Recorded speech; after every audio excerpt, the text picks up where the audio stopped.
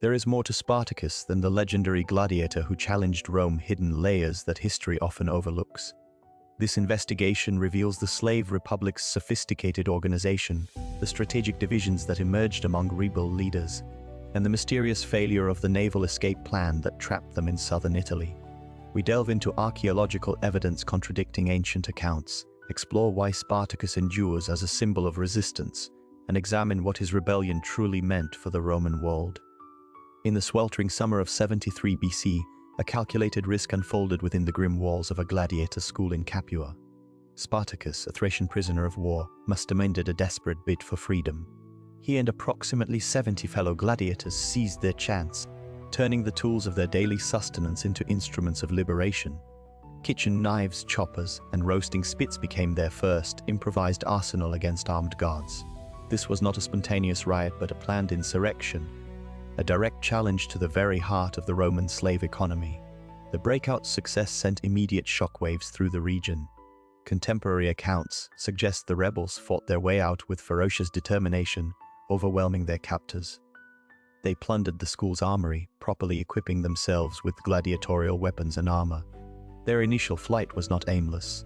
Historical analysis reveals they moved strategically, seeking defensible terrain. Their first major destination became the slopes of Mount Vesuvius, which at the time was not known to be a dormant volcano. The mountain offered a natural fortress, a temporary sanctuary from which to regroup and plan their next move. Rome's initial response was characteristically dismissive. The Senate dispatched a force of 3,000 militia under the praetor Gaius Claudius Glaber, expecting a swift resolution to what was perceived as a mere slave disturbance. Glaber's strategy was to blockade the single path up the mountain, believing he could starve the rebels into submission. This underestimation proved to be a catastrophic miscalculation. Spartacus and his men demonstrated remarkable ingenuity, weaving ropes from wild vines to descend the steep, unguarded cliffs of Vesuvius. They outflanked the Roman camp, launching a surprise attack from the rear and routing Glaber's forces completely. This first significant victory provided the rebellion with crucial momentum, transforming a band of escaped gladiators into a formidable army that would shake the Roman Republic for 2 years.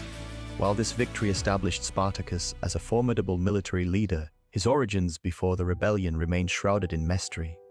Historical records provide limited information about Spartacus before his legendary rebellion. Most accounts suggest he originated from Thrace, a region spanning parts of modern Bulgaria, Greece, and Turkey.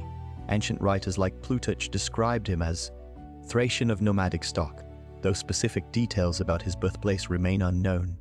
Some historians propose he belonged to the Mede tribe, known for their warrior culture and resistance against Roman expansion. This background likely provided his initial military exposure before encountering Rome. Theories about his early military experience present contrasting views. One perspective suggests Spartacus served as an auxiliary soldier in the Roman army, where he would have learned Roman tactics and discipline firsthand. This experience could explain his remarkable strategic abilities during the rebellion. Other researchers argue he might have been a tribal fighter opposing Roman forces in Thrace, potentially captured during skirmishes along the frontier. Both interpretations acknowledge his evident familiarity with military organization and combat techniques. His transition to slavery occurred around 73 BC, though circumstances remain debated.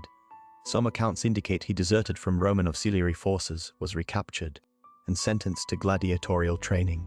Others suggest direct capture during Thracian conflicts. He eventually arrived at the Ludus in Capua, one of Italy's most notorious gladiator schools. There, he underwent rigorous training as a mirmillo, a heavily armed fighter specializing in sword combat. This brutal environment forged both his physical prowess and understanding of group dynamics among enslaved combatants. Spartacus's diverse background directly influenced his leadership approach. His possible Roman military exposure provided insight into legion formations and supply logistics. His Thracian heritage likely contributed knowledge of guerrilla tactics and rapid mobility.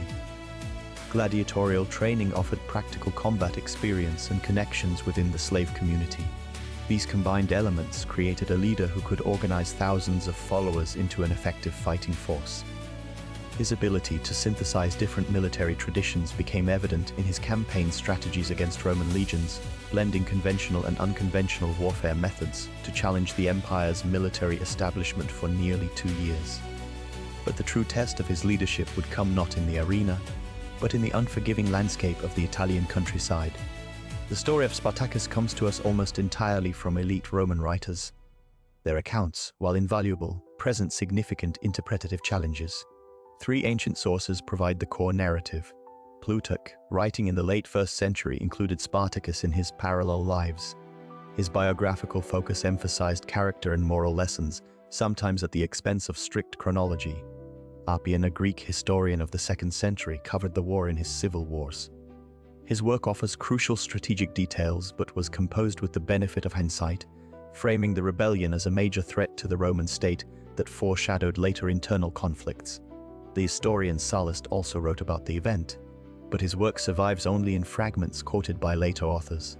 These writers shared a common perspective. They were wealthy, educated men writing for a similar audience. Their works naturally reflected the biases of the Roman ruling class, which viewed slaves as property and the rebellion as a criminal uprising, not a war for freedom. Consequently, the motivations, experiences, and voices of the enslaved rebels themselves are almost entirely absent from the record. We hear of their actions, but rarely their words or inner thoughts. This inherent bias creates the primary challenge for modern historians. They must rid these accounts against the grain, searching for subtle clues and reading between the lines to reconstruct the rebels' perspective. The narrative is one-sided, focused on Roman military commanders and their responses. Furthermore, the ancient sources often contradict each other on key details like army sizes, specific battle locations, and the sequence of events. Some historians argue the slave army may have reached over 120,000 people, while others consider this an exaggeration. Reconstructing an accurate timeline is therefore exceptionally difficult.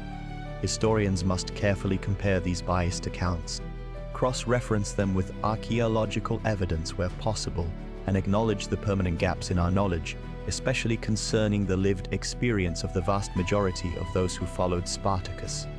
Yet where written accounts leave us with uncertainty, the very ground of Italy begins to offer its own silent testimony. Archaeological excavations have fundamentally transformed our understanding of Spartacus's rebellion. Discoveries across southern Italy provide tangible proof of the conflict's scale and nature. At suspected battle sites, like those in the region of Calabria, surveys have uncovered concentrations of lead sling bullets, iron weapons, and fragments of Roman military equipment. These finds help pinpoint the locations of previously unknown clashes mentioned only vaguely in historical texts. The remains of temporary rebel camps have been particularly revealing. Investigations on Mount Vesuvius and in the Sela forest revealed not simple hediots, but organized settlements with fortifications, workshop areas for weapon production, and evidence of diverse supply networks. This material evidence suggests a highly organized military force, contradicting some ancient sources that portrayed the rebels as a disorganized mob. The artifacts tell a story of logistics and planning. Recent archaeological projects have employed advanced technologies like LIDAR and geomagnetic surveys.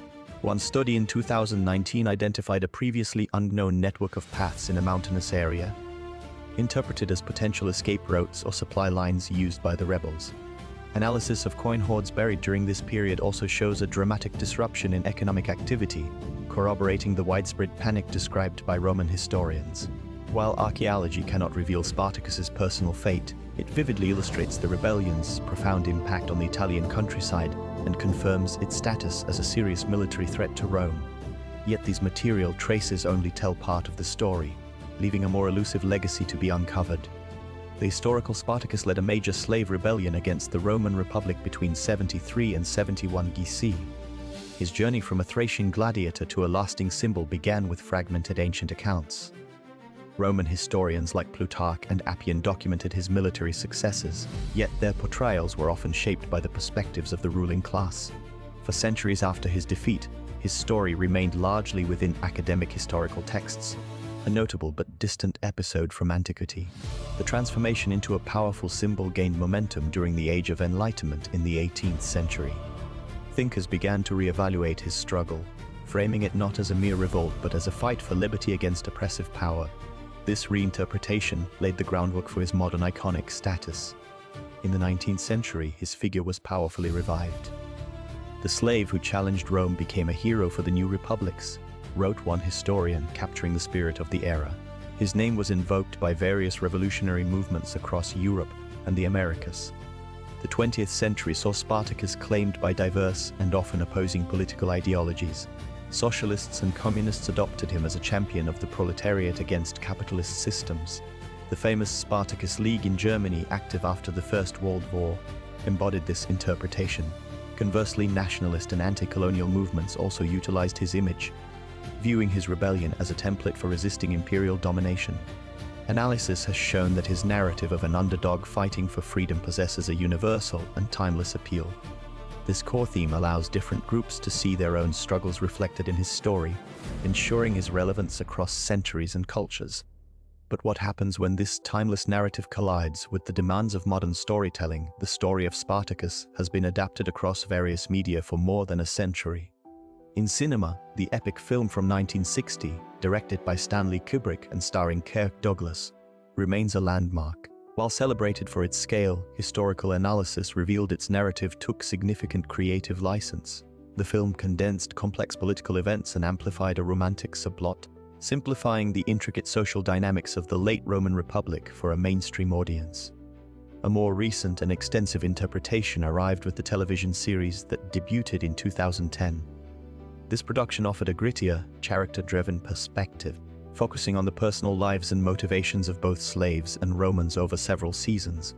It delved deeper into the brutal realities of gladiatorial schools and the strategic challenges of the slave army, presenting a more nuanced, though still dramatized, version of events. These adaptations profoundly shaped public perception of the historical figure. Research has shown that for many, the cinematic image of a unified rebel force, eloquently voiced by the line, "I am Spartacus," overshadows the fragmented and strategically diverse historical accounts. Some scholars argue these portrayals emphasize a universal hero, while others note they often minimize the role of other slave leaders and the sheer desperation driving the rebellion.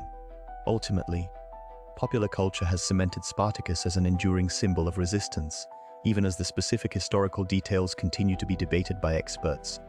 This enduring symbolic power has consequently fueled ongoing academic inquiry into the rebellion's true nature.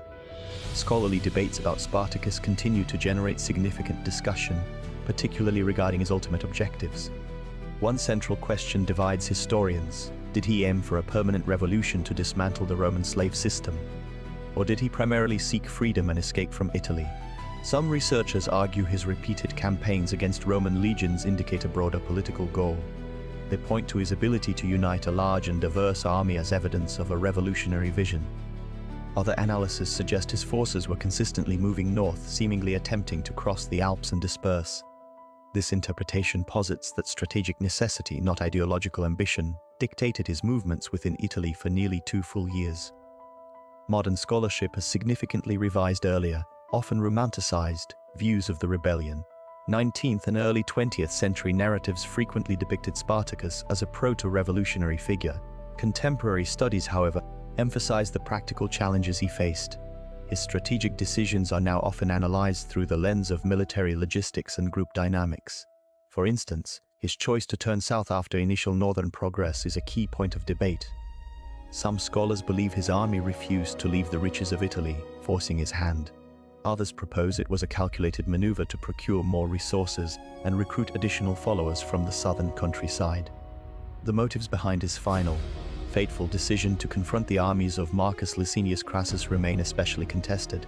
Was it a desperate last stand or a deliberate gamble for a decisive victory? Recent interpretations highlight the fragmented nature of his coalition. Analysis has revealed that maintaining unity among tens of thousands of former gladiators, slaves, and shepherds was an immense challenge. This internal pressure may have influenced his strategy as much as the external Roman threat. Ultimately, while ancient sources like Plutarch provide a framework, they offer limited insight into his inner intentions. This evidentiary gap ensures that the debate over Spartacus's true goals remains a vibrant and unresolved area of historical inquiry. But what conditions made such a rebellion possible in the first place? The Roman slave economy created conditions where rebellion became both possible and necessary. At its peak, the empire's enslaved population likely numbered in the millions, forming the backbone of its agricultural and mining operations. Large estates, known as latifundia, depended entirely on slave labor for profitability. This immense scale made slavery not merely a social institution, but a fundamental economic pillar. The entire system relied on the constant acquisition of new slaves through military conquest to replace those who perished from brutal working conditions. Within this framework, the gladiator system operated as a distinct and profitable enterprise. Gladiators represented a significant capital investment for their owners, known as lanistei. These individuals were often trained fighters, and their potential for generating revenue through public spectacles made them more valuable than common field slaves. Consequently, their living conditions, while still harsh, were frequently superior. In order to protect the owner's financial stake, the arena itself was a powerful tool for social control, demonstrating Roman dominance over life and death. Despite the pervasive brutality, large-scale slave rebellions were historically rare. Several factors contributed to this paradox. The enslaved population was incredibly diverse, comprising people from countless conquered regions with different languages and cultures, which hindered large-scale organization. The Roman military and infrastructure were exceptionally efficient at rapid response, capable of crushing dissent before it could spread. Furthermore, the system offered limited pathways to improved circumstances, such as the possibility of manumission for a faithful domestic slave, which created divisions within the slave community itself. This complex interplay of repression, division, and selective incentive made collective action a monumental, though not impossible, challenge.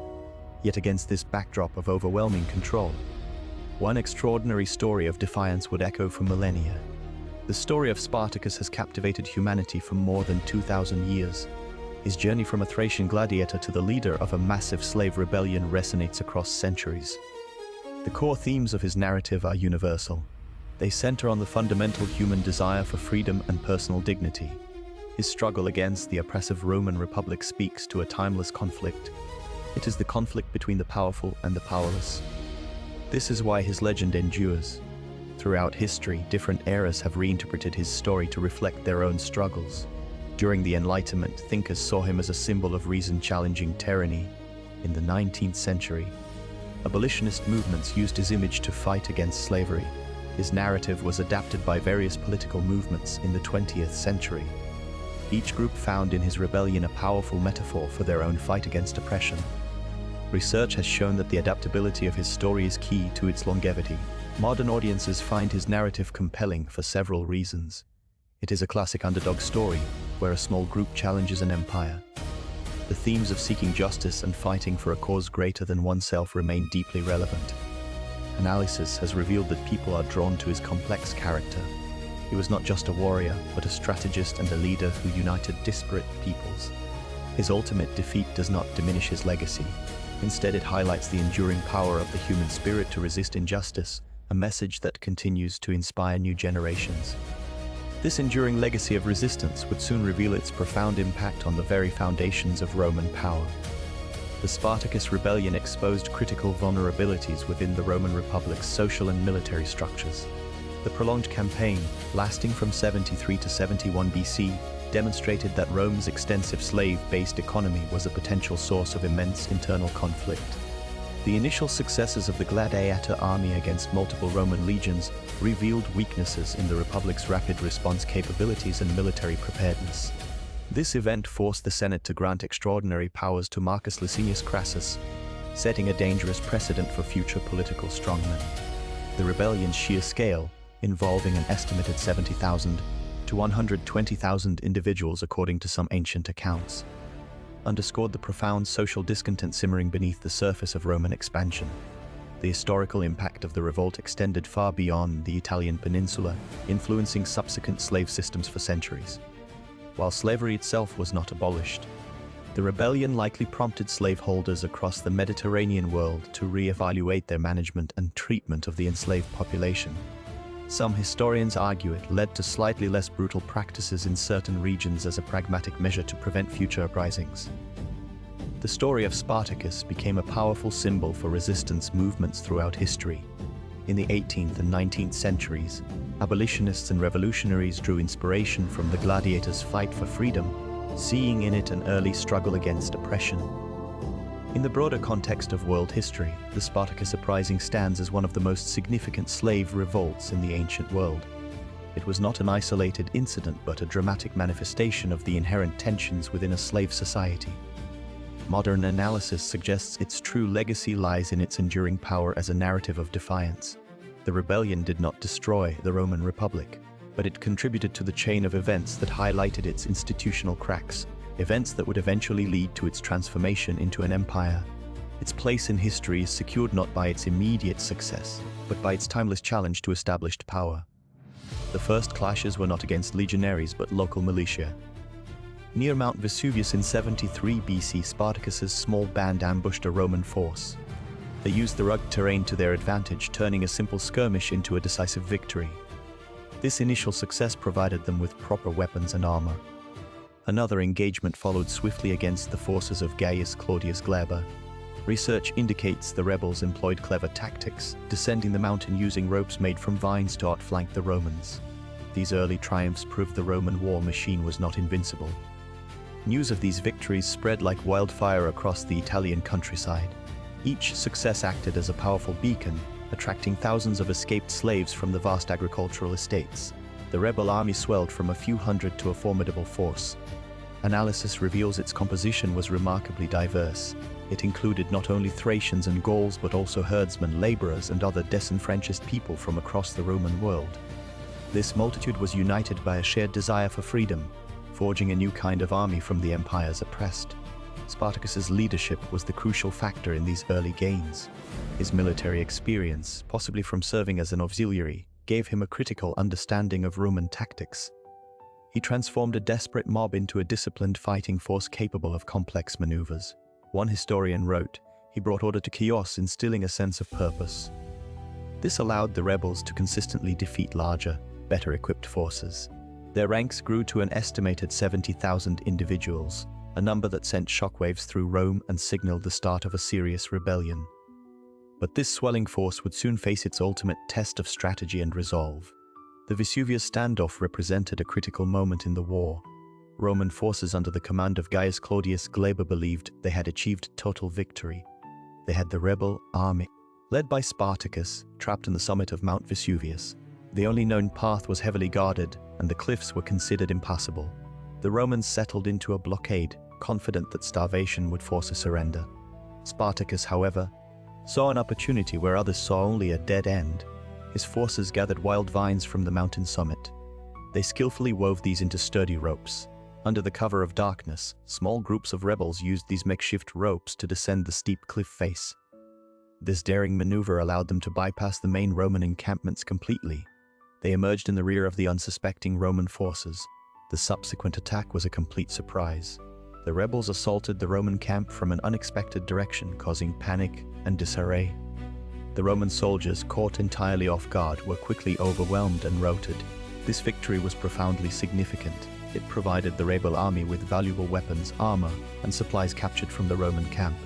More importantly, it shattered the myth of Roman invincibility and demonstrated Spartacus's brilliant tactical ingenuity. The ancient historian Plutarch documented this clever stratagem. He wrote, "The men of Spartacus made ladders of withies and other twigs, letting them down from the top of the precipice in a place where the cliff was breakneck and the Romans had set no guards." Another historian, Appian, noted the sheer audacity of the plan, confirming its success in catching the Roman garrison completely unprepared. This victory cemented Spartacus's reputation and attracted thousands more recruits to his cause. This growing momentum and swelling ranks consequently compelled the rebels to develop a more formal and structured organization. Following their initial successes, the rebel army under Spartacus transformed into a disciplined military force. Historical analysis suggests they adopted a Roman-style command structure, with Spartacus and his commanders Crixus and Onomus forming a central leadership council. They divided the massive group, estimated at over 70,000 people, into smaller, manageable units based on their origin or military skill. This allowed for more effective control and rapid deployment across the Italian countryside. The division of spoils was a critical element for maintaining unity. Research indicates a systematic approach was implemented, where all captured goods were pooled and distributed equitably. This practice ensured that every fighter, from a seasoned gladiator to a newly freed slave, received a fair share. Such fairness was vital for morale and fostered a strong sense of collective purpose, binding the diverse followers together. To sustain their movement, they established temporary camps in strategic locations. These were not merely resting places but functioning logistical hubs. The rebels foraged for supplies and established complex supply chains, often trading with local populations. Training was constant and practical. Veterans drilled new recruits in basic combat formations and weapon handling, turning a multitude of individuals into a coordinated fighting force. Discipline was maintained through a clear, agreed-upon code of conduct, with severe punishments for offenses like theft within the ranks, which helped preserve order and cohesion.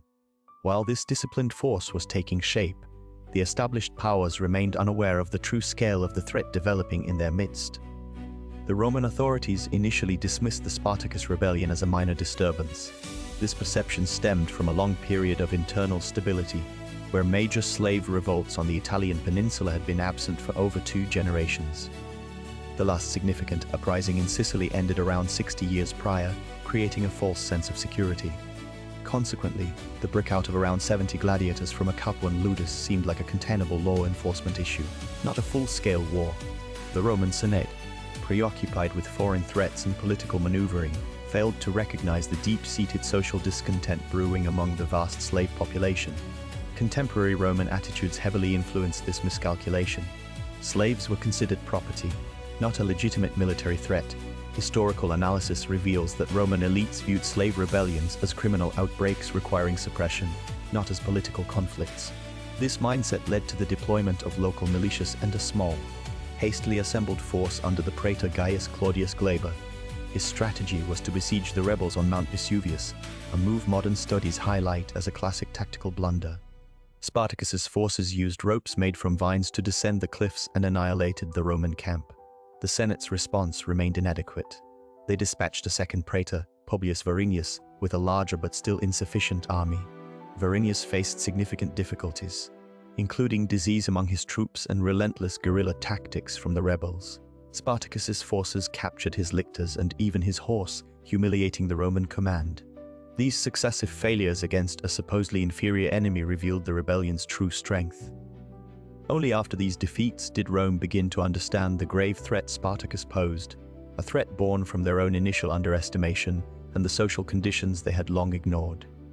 Yet this growing realization of the threat would soon be overshadowed by an even more profound humiliation for Rome. The first major defeat of Praetorian forces came at the hands of Spartacus near Mount Vesuvius in 73 BC. The Roman commander, Gaius Claudius Glaber, made a critical tactical error by blockading the only known path up the mountain. He assumed the rebel slaves were trapped. Historical analysis reveals this was a profound underestimation of the gladiators' resourcefulness. Spartacus and his men used ropes woven from wild vines to descend the steep cliffs, outflanking the Roman camp entirely. They launched a surprise assault from the rear, overwhelming Glaber's forces and capturing their military equipment. The rebellion's momentum continued with the defeats of the forces under Praetor Publius Varinius. Varinius, sent to crush the growing threat, suffered a series of losses across Campania. His campaign was plagued by tactical misjudgments. He divided his own forces in an attempt to corner the rebels, a decision modern studies highlight as a primary cause of his failure. Spartacus expertly defeated these separated detachments one by one. In one engagement, the rebels nearly captured Varinius himself, seizing his personal belongings and even his horse. These victories provided the slave army with a vast arsenal of Roman arms and armor. News of these successive defeats sent growing alarm through the streets of Rome. The humiliation was profound. A slave army had now bested multiple Praetorian expeditions in open battle. Casualty estimates from these early clashes, while debated by ancient sources, suggest several thousand Roman soldiers were killed or captured. The rebellion was no longer a minor policing matter. It was a full-scale military crisis unfolding in the heartland of the Republic. The Senate's initial dismissiveness evaporated, replaced by a palpable fear as Spartacus's forces grew to tens of thousands, their shadow falling ever closer to the capital. Yet this encroaching shadow would soon solidify into a dominion that would hold for nearly 2 full years. Spartacus and his rebel army transformed southern Italy into their domain for nearly 2 years. Their control stretched from the toe of the Italian peninsula northward through regions like Lucania and Apulia. This was not a single fortified territory, but a vast area of operation where Roman authority effectively collapsed. The rebels moved with astonishing speed, their movements dictated by opportunity and the need for supplies. They traversed the rich agricultural lands of Campania and the mountainous interior, consistently evading and outmaneuvering the legions sent to crush them. Their presence paralyzed the local Roman economy, as estates were abandoned and trade routes became perilous. The very heartland of the Republic was under siege from within. To sustain his massive force, Spartacus implemented a sophisticated foraging system. Research suggests the army did not simply plunder indiscriminately. Instead, they organized systematic requisitions of grain, livestock, and equipment from large rural villas and storehouses. This method provided a steady supply chain while often sparing smaller farms and local communities. Their relations with the local populations were complex. While some historians argue there was widespread support from the poor and enslaved, others believe the relationship was more pragmatic, based on a mixture of fear and the rebels' purchasing power for certain goods with acquired wealth. At its zenith, the rebel host reached a formidable size. Modern analysis of ancient texts indicates the army's maximum strength was around 120,000 people. This was not a homogeneous military unit, but a massive, diverse group. Its composition included tens of thousands of escaped gladiators and slaves from various ethnic backgrounds, alongside a significant number of free-born poor, shepherds, and herdsmen from the southern Italian countryside. This immense force, living off the land and challenging Rome's power, turned southern Italy into a rebel stronghold for 2 full campaigning seasons, a stunning achievement that shook the Republic to its core. While this diverse force demonstrated remarkable resilience, its ultimate impact stemmed from the strategic genius that organized these thousands into a cohesive fighting force. Spartacus fundamentally reshaped his rebel army through revolutionary military approaches that consistently outmaneuvered Rome's professional legions. His most significant innovation was prioritizing extreme mobility over fixed positions. While Roman armies depended on slow-moving supply trains, Spartacus's forces traveled light, living off the land and moving with a speed that constantly wrong-footed their pursuers.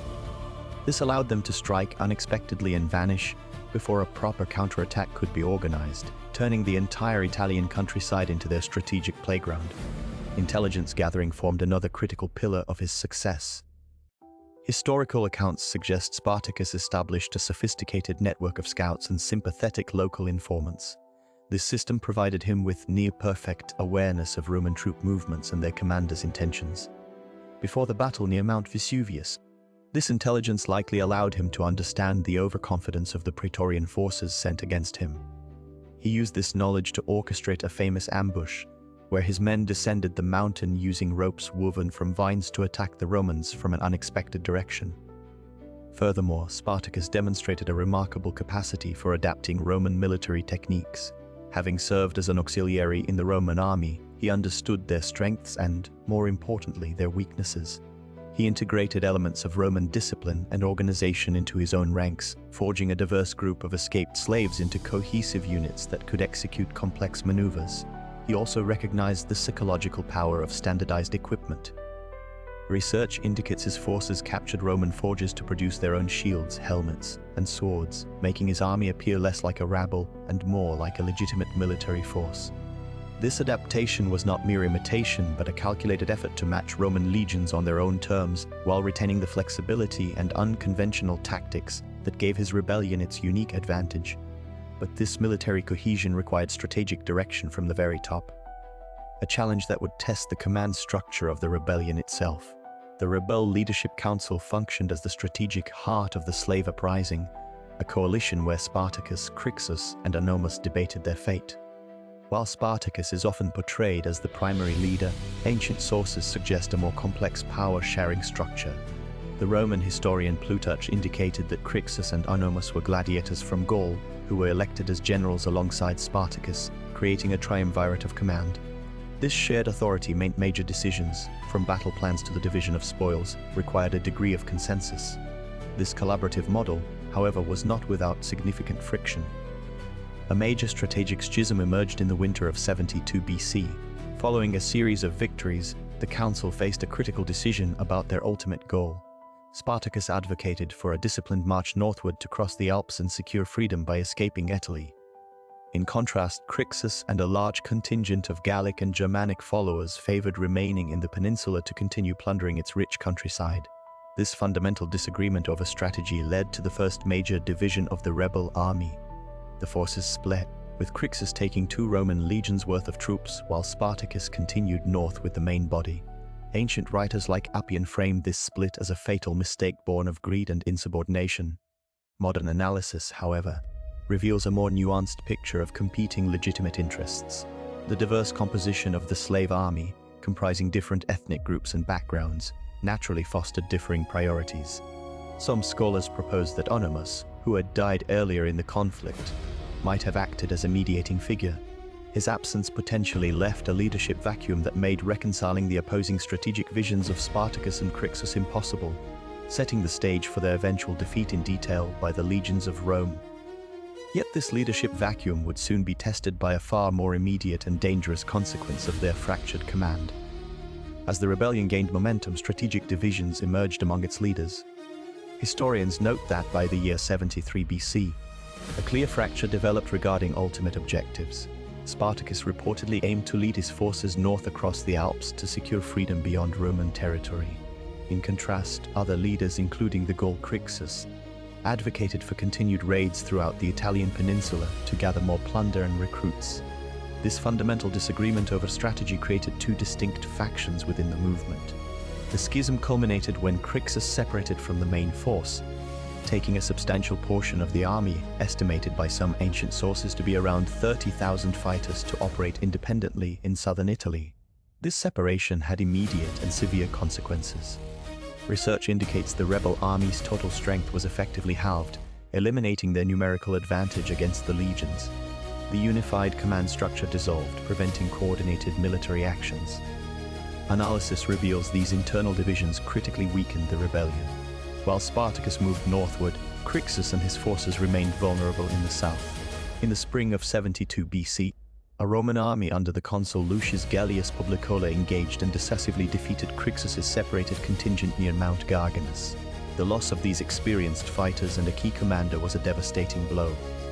Modern interpretations suggest that had the rebel army remained united, its chances of successfully challenging Rome might have been significantly greater. The fragmentation allowed Roman forces to confront and destroy the rebellion piece by piece, a tactical error from which the slave army never recovered. But how exactly did this fragmentation lead to the first major disaster for the rebellion? The defeat of Crixus marked a catastrophic turning point for the slave rebellion. In the spring of 72 BC, a Roman army under consul Lucius Gallius Publicola intercepted the separated force led by Crixus near Mount Garganus in southern Italy. Crixus and his followers, estimated at 30,000, had broken from Spartacus's main army. This division made them strategically vulnerable. They were isolated from the rebellion's core strength and its most experienced commander. Roman intelligence had effectively tracked their movements, allowing Publicola to engage them on favorable ground. The ensuing battle was a brutal, one-sided affair.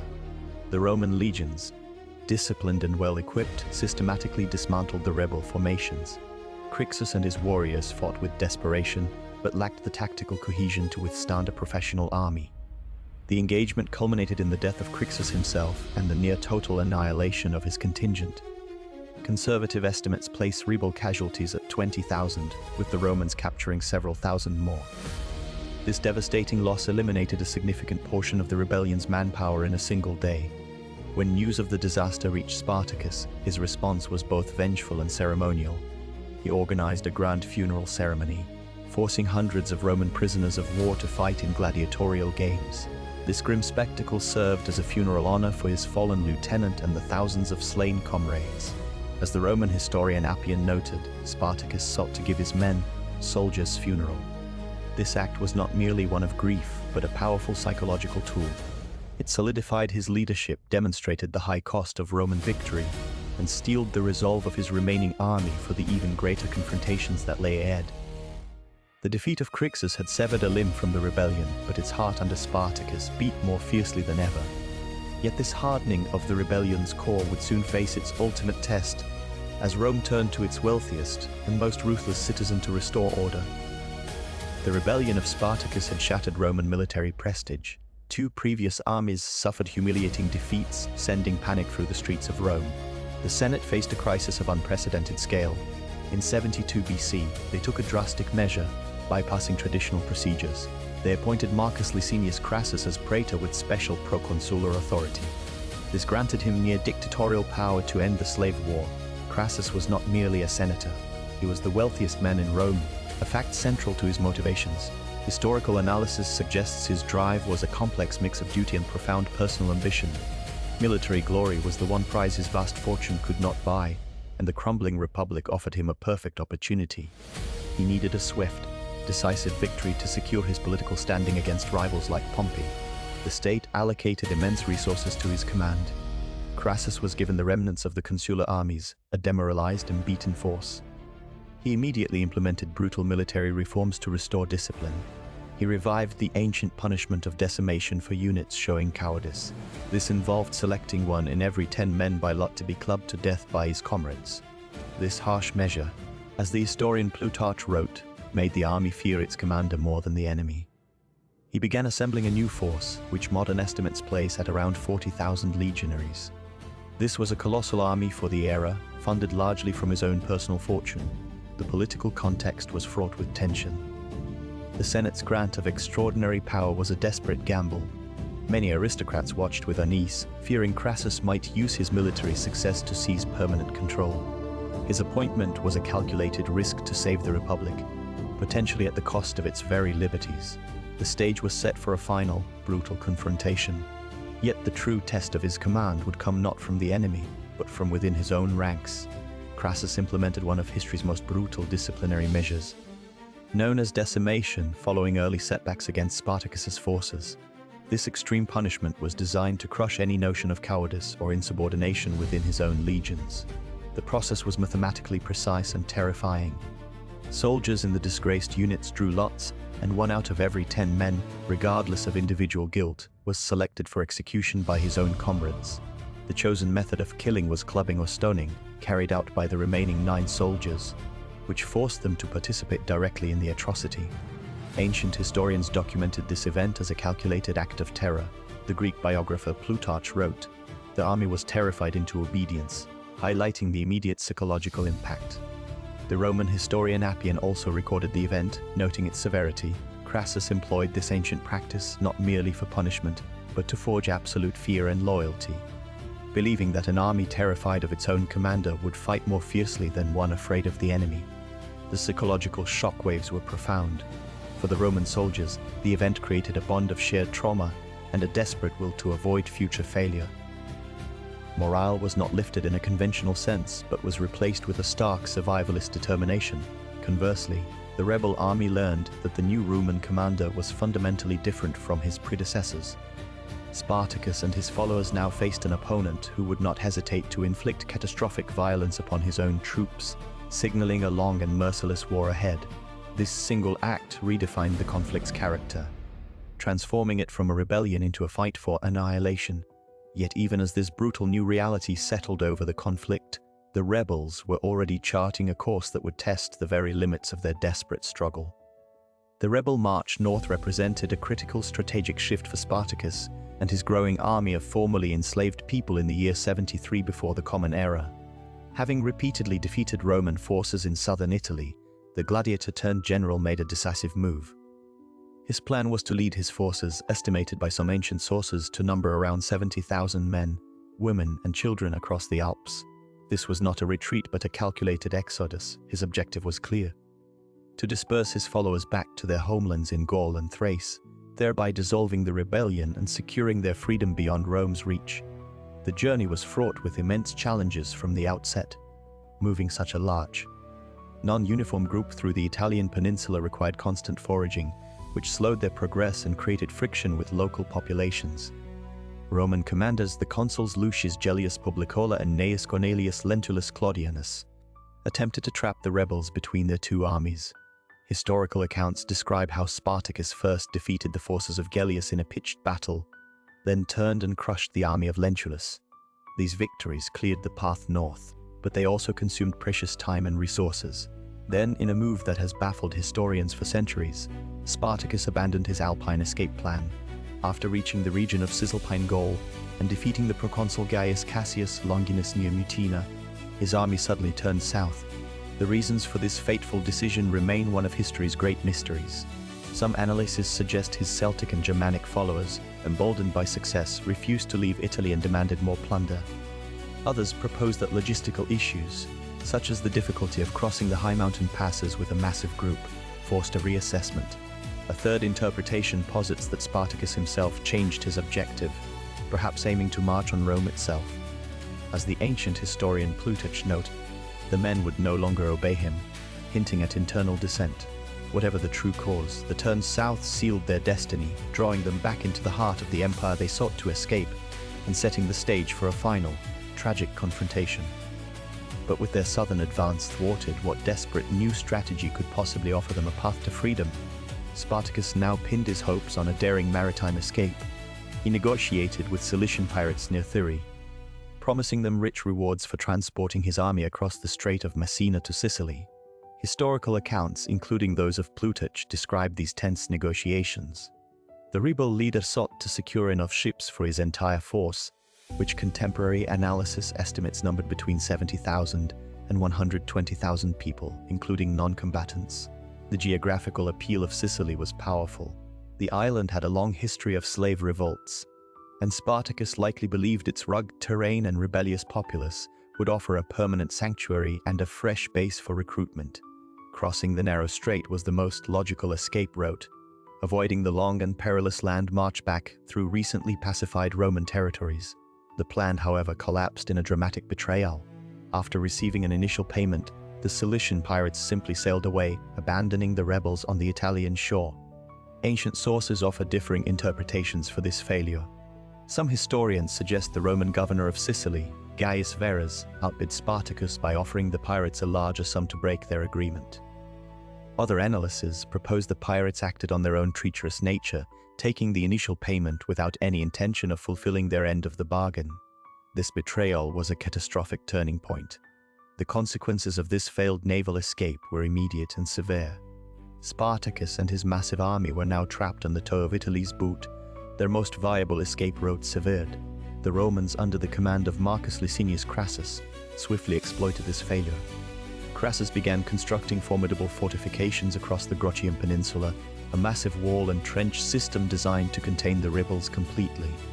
This strategic masterstroke cut off their supplies and mobility, transforming their hoped-for sanctuary into a perfect trap.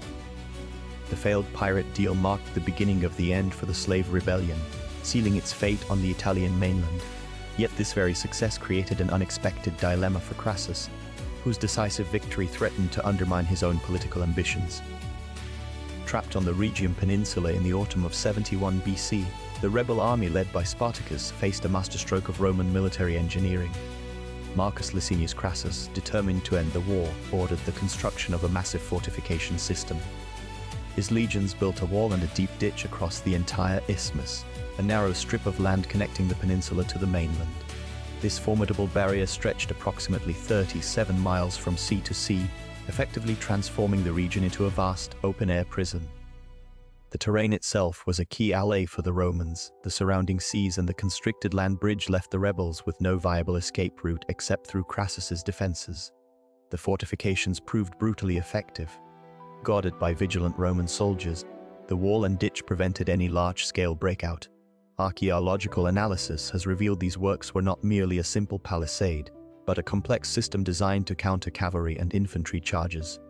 The rebels, growing desperate from hunger and confinement, launched several fierce assaults against the Roman lines. They attempted to fill sections of the ditch with earth and timber to create a passage, fighting with the desperation of men who had nothing left to lose. One ancient source wrote, "They were compelled to hazard a battle," highlighting their critical situation. Despite their ferocity, every attempt to breach the defenses was repelled by the disciplined Roman legions. The rebels' position became increasingly untenable. Cut off from foraging and supplies, their strength dwindled with each passing day. This stalemate on the peninsula set the stage for the final, dramatic confrontation, as Crassus's strategy of attrition began to achieve its grim purpose, tightening the noose around the slave army with relentless engineered precision. Yet even as the noose tightened, the slave army was preparing one last cunning gambit. The final desperate breakout began under cover of a moonless night in early 71 BC. Spartacus, recognizing the futility of a direct assault, engineered a brilliant tactical deception. Research into ancient military tactics has shown his forces created a perimeter of campfires and placed straw dummies among the sentries, creating the illusion of a stationary army. Meanwhile, the main rebel force, likely numbering in the tens of thousands, moved in near total silence towards a weakly defended section of Crassus's extensive fortifications. The success of this ruse was absolute. Eyewitness accounts, later recorded by the historian Plutarch, described the moment the first rebel units poured through the breach lines. They fell upon the sleeping outposts with a fury born of utter desperation, wrote Plutarch. The initial breakthrough was a stunning tactical victory, piercing the seemingly impregnable Roman defenses. However, this success came at a terrible and immediate cost. A rearguard of several thousand gladiators and slaves, commanded by Spartacus's lieutenant Crixus, was deliberately left behind to hold the line against the inevitable Roman counterattack. Their sacrifice was total, buying the escaping masses a few precious hours. The pursuit was relentless. Crassus, enraged by the breach, ordered his legions to give chase with forced marches. The rebel army's condition deteriorated rapidly during the flight north. They were short on supplies, exhausted and constantly harried by Roman cavalry. Stragglers were cut down without mercy. While some scholars argue Spartacus aimed for the Alps, others believe his force was simply fleeing, its cohesion unraveling with each mile. The dramatic escape from the encirclement was a masterpiece of cunning, but it merely exchanged a trapped army for a hunted one, setting the stage for the final, tragic confrontation. Yet even in their desperate flight, a deeper purpose began to emerge, one that would be articulated in the shadow of the final battle. Ancient sources provide no verbatim record of Spartacus's final oration, yet historians reconstruct its essence from contextual accounts, facing the legions of Marcus Licinius Crassus in approximately 71 BC. The gladiator-turned-rebel leader reportedly framed their imminent battle as a choice between two eternities. He spoke not of victory, but of a freedom forged in their final, conscious act. His words emphasized that true honor resided not in prolonged life under chains, but in a death chosen freely, a principle for which they had fought for nearly 3 years. Themes of desperation intertwined with this defiant honor. Spartacus acknowledged their grim reality, trapped, outnumbered, and abandoned by previous allies. He prepared his forces by stripping the campaign of any illusion of survival, transforming their last stand into a symbolic gesture for all of enslaved humanity. Each soldier was to fight with the resolve that their sacrifice would echo through history, making their deaths more powerful than a quiet life of servitude. His final symbolic act was profoundly personal. On the day of the battle, ancient writers like Plutarch noted Spartacus killed his own war horse. This dramatic gesture communicated a powerful message to every man present. By removing his own means of escape, the leader demonstrated a shared and absolute fate with his infantry.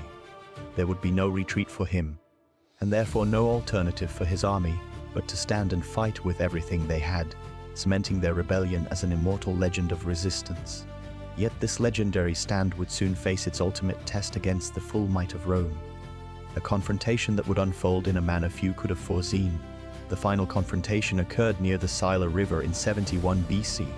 Marcus Licinius Crassus had methodically pursued the rebel army, forcing Spartacus into a tactical corner. The Roman legions formed a classic, disciplined battle line, their heavy infantry positioned at the center with cavalry securing the flanks. Spartacus's forces, though hardened by years of campaigning, faced severe disadvantages in equipment, training, and numbers. Their disposition was a desperate, concentrated mass, prepared for a final, decisive clash. As the battle commenced, the rebel army launched a ferocious assault directly against the Roman center. Historical accounts describe Spartacus fighting his way toward Crassus's position, cutting down 2 centurions in the process. This heroic charge represented the rebellion's last, defiant gasp. However, the superior Roman discipline and tactics proved overwhelming. The legions absorbed the initial impact and then began to systematically envelop and fragment the rebel formations. The fighting was brutal and chaotic, with the river at their backs limiting the rebels' avenues for retreat. Spartacus was ultimately killed in the thick of the combat. While his exact final moments remain debated, most sources agree he fell surrounded by a large number of his men, fighting to the very end. His death shattered the rebel army's cohesion, turning the battle into a rout. The remaining gladiators and slaves were cut down as they attempted to flee. The rebellion, which had shaken the Roman Republic for over 2 years, was extinguished on that field. The Roman victory was total. Ancient historians provide staggering casualty figures. Though modern analysis suggests these numbers may be exaggerated, they report that approximately 60,000 rebel combatants were killed. Roman losses were recorded as only about 1,000 men, a figure that underscores the one-sided nature of the final engagement. Crassus took around 6,000 prisoners. In a grim and final act of retribution, all 6,000 were crucified along the Appian Way, their bodies lining the road from Capua to Rome as a stark warning against future insurrections. But this victory would come with a price, one that would echo far beyond the battlefield and cement a legacy of terror. Following the defeat of Spartacus's rebel army in 71 BC, the Roman commander Marcus Licinius Crassus ordered a brutal demonstration of power. Thousands of captured slaves who had survived the final battle were not sold into servitude. Instead, Crassus condemned them to a very public and agonizing fate. He commanded that these prisoners be crucified along the Appian Way, the main Roman road leading from Capua to the gates of Rome itself. This road was one of the most heavily traveled routes in Italy, ensuring maximum visibility for his grim warning. Historical accounts, including those from the writer Plutarch, describe a horrific scene stretching for miles. Research indicates that approximately 6,000 individuals were executed in this manner. Their crucifixion was not a swift event. The process of erecting the crosses and the subsequent slow deaths of the prisoners lasted for many weeks. For months afterward, the decaying bodies remained on display, a stark and terrifying spectacle for all who passed by. The smell of death was said to permeate the air for a great distance. The psychological impact on the Roman population and any would-be rebels was profound and calculated. This was not merely punishment but a deliberate act of psychological warfare. The continuous visual horror served as a constant reminder of the absolute power of Rome and the inevitable fate awaiting those who challenged its social order. One analysis suggests the display was intended to shatter the rebellious spirit that had spread through the slave population, replacing it with primal fear. Travelers and merchants carried stories of the sight throughout the peninsula, amplifying its deterrent effect. The political calculations behind this extreme measure were complex. While ensuring domestic security was a primary motive, Crassus also had personal ambitions. By staging such a definitive and ruthless conclusion to the war, he sought to claim full credit for eradicating the slave threat, overshadowing his rival Pompey. Some historians believe he aimed to present himself as the savior of the Republic, a strongman who would use any means necessary to preserve order. Others argue the scale of the punishment was a direct response to the profound fear the rebellion had instilled in the Roman elite, justifying any action to prevent its recurrence. But how would this calculated display of brutal authority ultimately reshape the political landscape in Rome? The Spartacus rebellion triggered profound political shifts in Rome. The Senate faced unprecedented criticism for its inability to quell the slave army.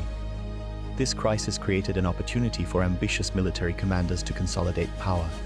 The traditional republican structures began to show significant strain under this pressure. Marcus Licinius Crassus capitalized on this instability directly. His successful campaign against the rebels, despite its brutal conclusion, vastly increased his political capital.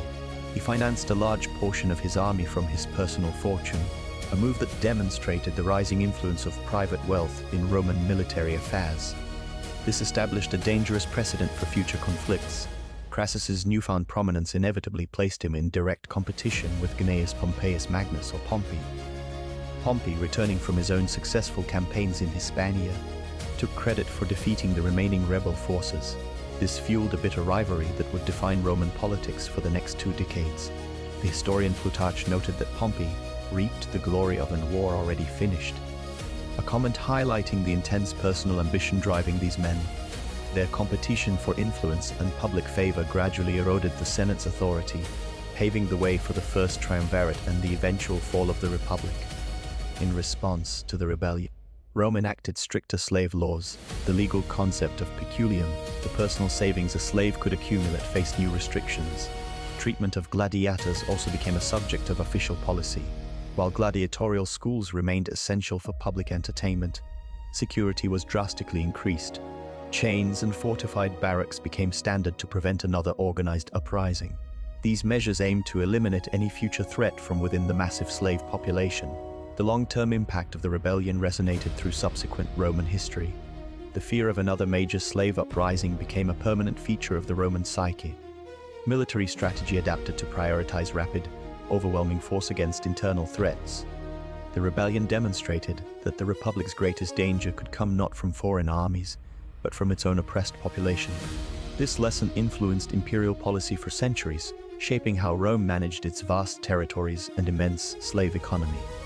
The event served as a stark warning about the vulnerabilities inherent in the Roman system. This lasting impact on Roman governance naturally raises questions about how we understand these events today, particularly through the sources that recorded them. Our journey into the life and legacy of Spartacus comes to an end. We explored his transformation from gladiator to rebel leader, charting his first victories, the organization of the slave republic, and the early Roman underestimation that fueled his rise. The narrative covered the Vesuvius standoff, the Praetorian defeats, and the control of southern Italy, highlighting Spartacus's military innovations and the rebel leadership council. We also examined the strategic divisions, the defeat of Crixus, and the arrival of Marcus Licinius Crassus, who implemented the decimation discipline. The story followed the rebel march north, the failed naval escape plan, and their entrapment in southern Italy leading to the last breakout attempt, and Spartacus's final speech before the Battle of the Sila River. The conclusion touched upon the political fallout in Rome, ancient accounts and their biases, archaeological evidence, and the enduring symbol Spartacus became, analyzed through scholarly debates the economic context of slavery and the reasons for his lasting significance. Subscribe to our channel to not miss new episodes. See you in the next episodes.